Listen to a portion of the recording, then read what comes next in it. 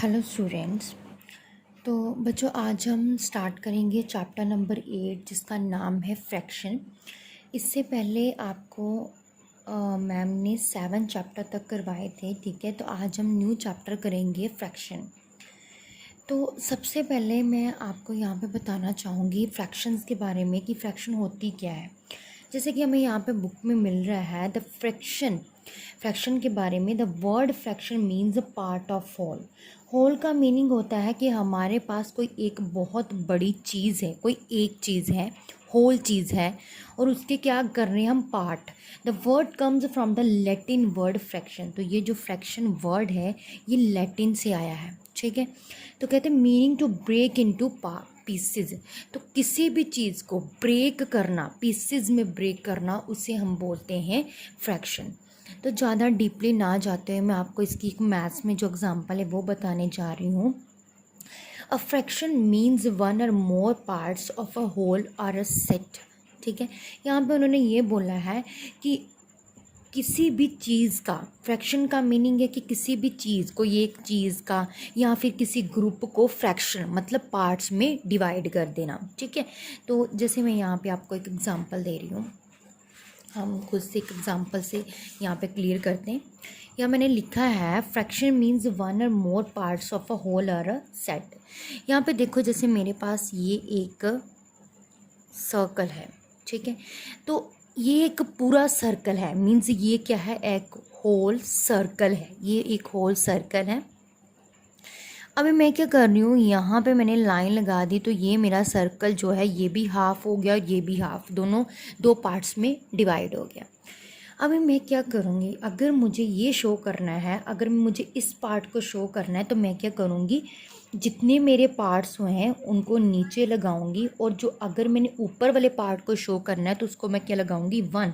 अगर नीचे वाले को करेंगे तब भी यही सेम चीज़ आएगी। नेक्स्ट, अगर हम इस सर्कल को और पार्ट्स में डिवाइड कर दें तो मेरे पास कितने पार्ट्स आ गए, 1 2 3 और 4।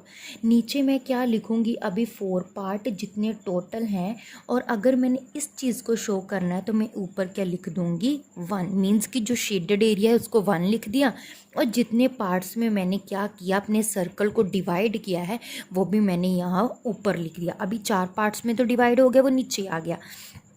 जिस पार्ट्स को मैंने शो करना है, जैसे मैंने इस पार्ट को शो करना है तो वो ऊपर क्या आ गया, 1। अगर मैंने इन 2 को शो करना होता तो मैं करती 2/4। अगर मैंने 3 को शो करना होता तो मैं क्या लिखती, यहाँ पे 3/4। अगर मैंने चारों को शो करना होता तो यहाँ पे तो 4/4, कटिंग करेंगे तो क्या आएगा, 1। That is the fraction. ये है फ्रैक्शन कि अगर एक चीज़ है उसको हमने डिवाइड कर दिया है, नंबर्स ऑफ पार्ट में, पीसेज में डिवाइड कर दिया, दैट इज़ द फ्रैक्शन, ठीक है।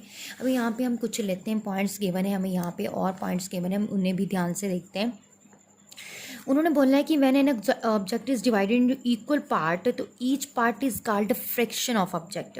अ fraction is another way of, ये डिवीजन में बताया गया आपको कि अगर हमारे पास ये देखिए, जैसे मेरे पास यहाँ पे 1/4 है, तो मुझे कोई बोल रहा है कि इसको मैं डिवीज़न में लिखूँगी, तो कैसे लिखूँगी, तो मैं इसे डिवीज़न में कैसे लिखूँगी, जो ऊपर वाला है उसको पहले लिख देना, फिर मैंने डिवीज़न का साइन डाल के नीचे जो है उसको यहाँ पे लिख देना, ये है मेरी डिवीज़न। नेक्स्ट पॉइंट क्या बोला है उन्होंने, नेक्स्ट पार्ट उन्होंने बोला है, कहते द फ्रैक्शन हैज़ 2 पार्ट। किसी भी फ्रैक्शन के 2 पार्ट्स हैं, एक पार्ट को हम बोलते हैं न्यूमिनेटर, दूसरे पार्ट को हम बोलते हैं डिनोमिनेटर। अभी देखिए न्यूमिनेटर क्या है, जैसे मैं यहाँ पे 2/4 लिख रही हूँ, तो जो मेरा ऊपर का पार्ट है उसको मैं बोलती हूँ न्यूमिनेटर, और नीचे जो मेरा पार्ट है उसको मैं बोलती हूँ डिनोमिनेटर। तो बेटा ये 2 पार्ट्स होते हैं आपके फ्रैक्शन में, एक होता है न्यूमिनेटर और दूसरा होता है डिनोमिनेटर, ठीक है। और जो ये जो वर्ड, ये जो यहाँ पे, ये सॉरी वर्ड नहीं, सॉरी ये जो लाइन है यहाँ पे, इसको हम बोलते हैं बार। तो ऊपर की तरफ क्या होता है, बार के ऊपर क्या होता है न्यूमिनेटर, बार के नीचे क्या है डिनोमिनेटर, ठीक है। तो कहते हैं ये जो बार है ये ऊपर को अलग कर देती है, नीचे वाले पार्ट्स को अलग कर देती है। ठीक है, जो ऊपर का पार्ट होता है उसको हम बिगिन काउंटेड बोलते हैं, और जो नीचे का पार्ट होता है वो डिवाइडेड इनटू, मीन्स कि जैसे इसे हम एक और लैंग्वेज में बोलेंगे तो हम कहेंगे कि जो 2 डिवाइड क्या है 4, मीन्स कि यहाँ पे अगर हम डिवाइड लिखेंगे तो क्या लिखेंगे 2 डिवाइड 4। ठीक है, तो कभी भी एक और रूल है, एक और बात मैं यहाँ पे करना चाहूँगी कि एक और चीज़ है कि कभी भी जो डिनोमिनेटर होता है, मीन्स कि ये जो नीचे डिनोमिनेटर होता है ये 0 नहीं होता। ठीक है, एक तो ये रूल है। ठीक है, अब मैं आपको एक बार फिर से रिपीट करने जा रही हूँ। बेटा हम कर रहे हैं फ्रैक्शन के अगेन 2 पार्ट्स होते हैं, जैसे 2/4, इसे क्या बोलते हैं फ्रैक्शन, इसे हम बोलते हैं न्यूमिनेटर, इसे हम बोलते हैं डिनोमिनेटर। फ्रैक्शन का मीनिंग होता है कि जैसे मेरे पास एक पूरी बड़ी की बड़ी कोई कुछ जैसे सर्कल था, यहाँ पे मैंने कुछ सर्कल बना लिया, ऐसे गोल आकार का पिज़्ज़ा भी होता है, ऐसे कुछ ना कुछ होता है जो मतलब सर्कल टाइप है। तो इसको मैंने क्या किया, इस सर्कल टाइप को मैंने 2 पार्ट्स में डिवाइड कर दिया। 2 पार्ट्स को जितने भी पार्ट्स किए उनको हमने नीचे लिखना है। अगर मुझे ये इस पार्ट को शो करने के लिए बोला तो ये पार्ट मैंने ऊपर 1 लिख देना है।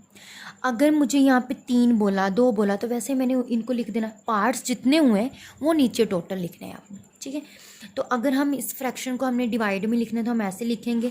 आपको ये भी बता दें कि एक न्यूमिनेटर एक डिनोमिनेटर होता है, और ऐसे डिवाइड में हम इसे ऐसे लिखते हैं। और ये जो ये बीच में जो लाइन आती है इसको हम बार बोलते हैं।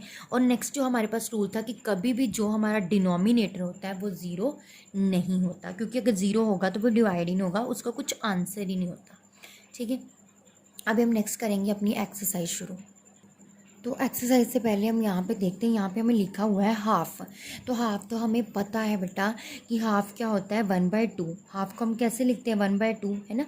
जैसे एक सर्कल लिया और सर्कल के 2 पार्ट्स कर दिए, हमने ऑलरेडी एग्जांपल कर लिए है। अभी नेक्स्ट देखो जैसे 1/3 लिखेंगे। यहाँ पे देखो ये 3 पार्ट्स हैं, 1, 2 और 3, 3 पार्ट्स हैं। तो मुझे लिखना है यहाँ पे 1/3 लिखना है। तो 1 को शेडेड किया है हमने, है ना। तो ये क्या आएगा 1/3, मतलब टोटल कितने 3 और शेडेड कितना है 1। अभी 2/3 कैसे, ये 2 ये दोनों, ये 2 शेडेड है और टोटल कितने 3, ऐसे ही लिखते हैं हम। जैसे अब यहाँ पे मेरे पास बोल दिया जाए कि मुझे जी हाँ जी आप 3/5 लिखो, तो 3/5 को मैं क्या लिखूँगी 3 ऊपर 5 नीचे, है ना। 1/4 को मैं क्या लिखूँगी 1/4, 1 ऊपर 4 नीचे। तो ये ऐसे ही लिखते हैं हम फ्रैक्शंस को। ठीक है, अभी हम करेंगे एक्सरसाइज 8.1। तो अब देखिए एक्सरसाइज 8.1 में क्या है, tick the shape which has been divided into. अभी उन्होंने ये बोला है हमें। ठीक है,